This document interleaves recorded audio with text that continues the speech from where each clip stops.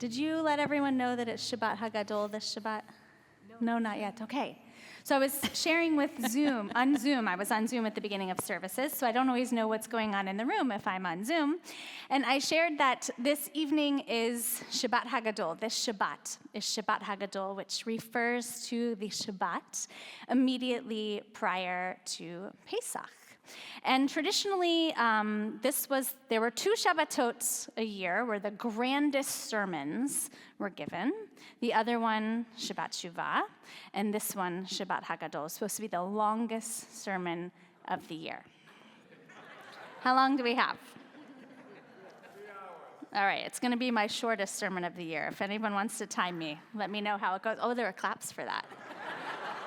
Where did that come from? Was that our temple board president, Danny, or my friend, Bobby? Thank you. Thank you for the cheers. I was on a wonderful TBE field trip this Tuesday.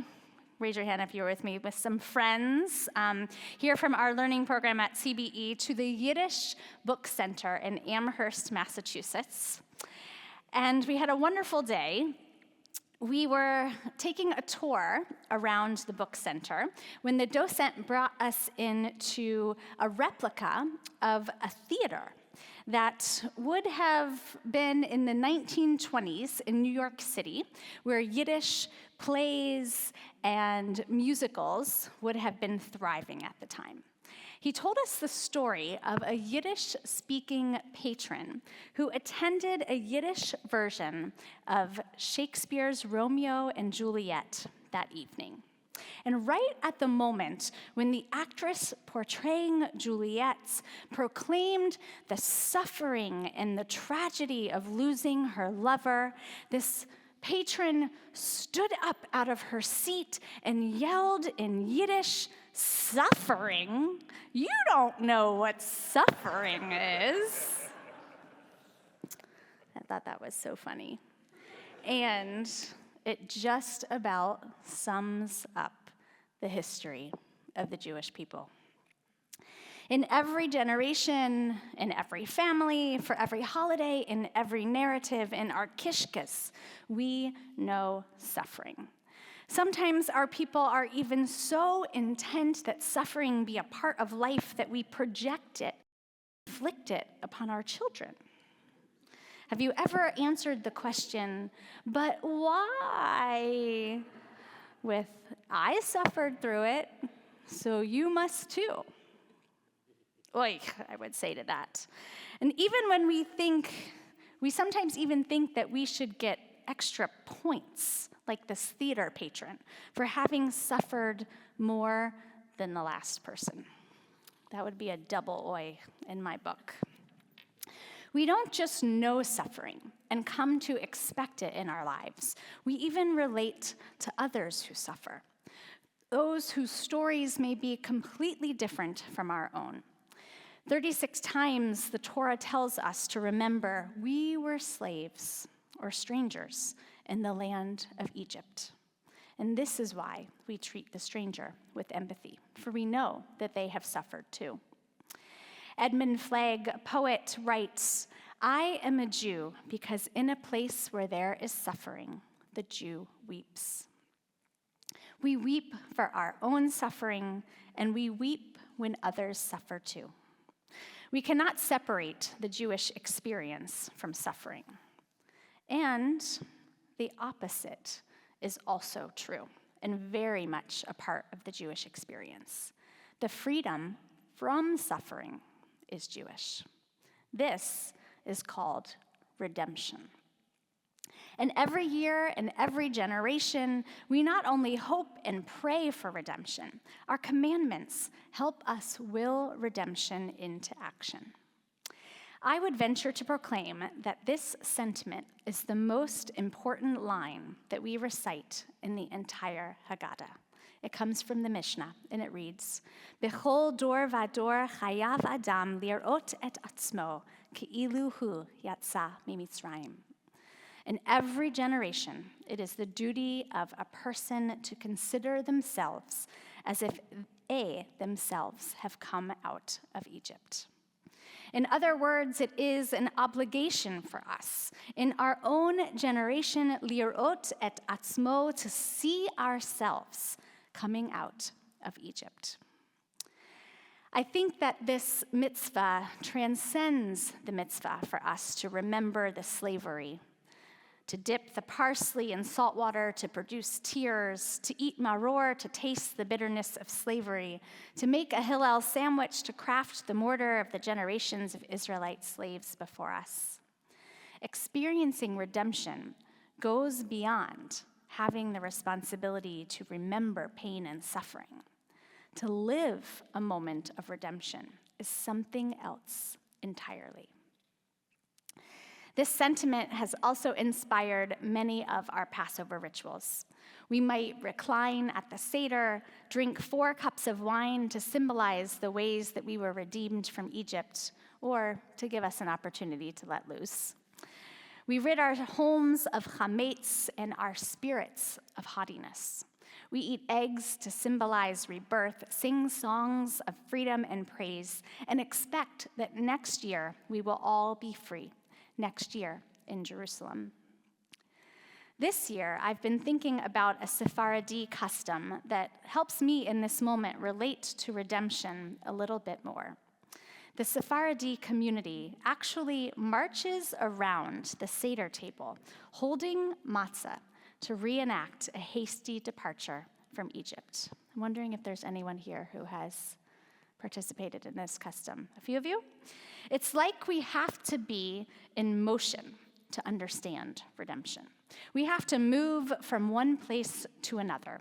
We have to start in a place of captivity, narrowness, or constriction, and move to a place or a state of mind where we feel open, expansive, and free. Think about the difference from one shore of the sea to the other. We've got to go through those turbulent waters. We have to pick up and move to get to the other side. Even more so, the key here is not only lirot et atzmo, to see oneself in a moment of redemption. It is ke'ilu hu mimitzrayim. It is as if I myself came out of Egypt. It is not to imagine it or pretend that I was there. It is to know. It is to truly know that I was there.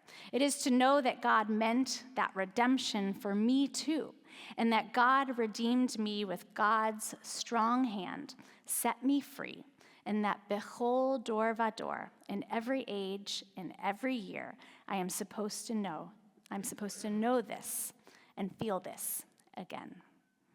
And then to do it right now, to redeem ourselves or to help set someone else free.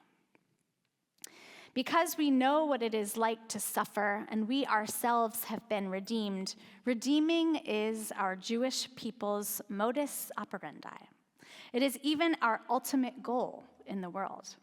In fact, traditionally, we complete as many mitzvot and blessings as we can daily in order to bring about the entire age of redemption. We leave a chair for Elijah. We open our doors seeking to invite in the prophet who will bring about the Messiah. And with every child born, we imagine the possibility that they will bring about redemption.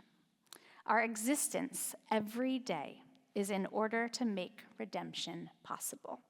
Bechol dor vador, in every generation, in every age. And so I challenge you on this eve of Pesach Eve to think about one way that you will move towards redemption this Passover, whether it is emotionally, personally, politically, in a relationship, at work, or out in our world. Liberation and redemption are not historical moments.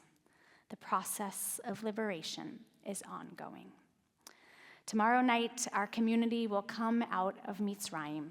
Our people will walk through a narrow strait. Are you going to pretend that you weren't there, or will you yourself be liberated too? Chag Pesach Sameach. Shabbat Shalom. Shabbat Shalom.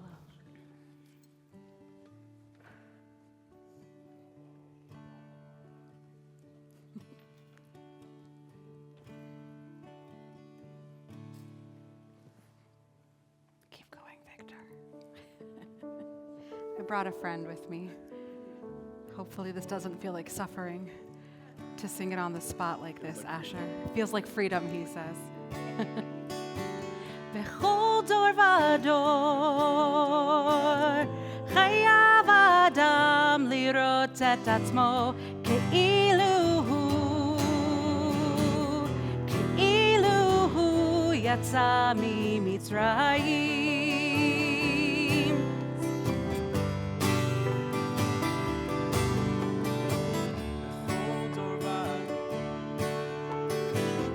חייב אדם לראות את